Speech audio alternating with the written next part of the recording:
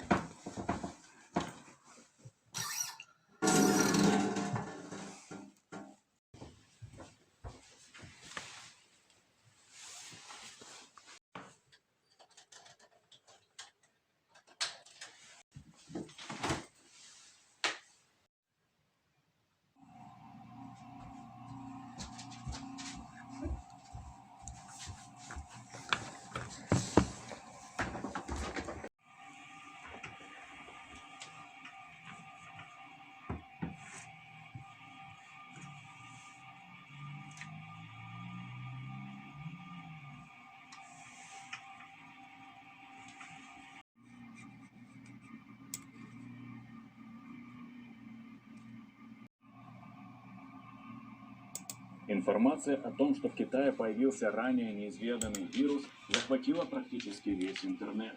Этот вирус поражает сотни населения Китая, и уже есть вспышки данного вируса в других странах.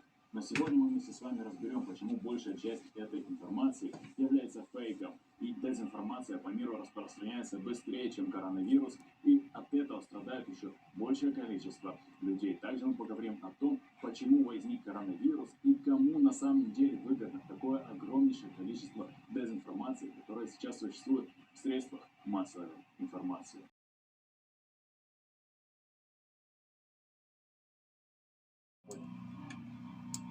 Хранятся в Китае. Но я считаю, что китайские ученые совместно с мировыми учеными в скором времени создадут вакцину от коронавируса, которая будет помогать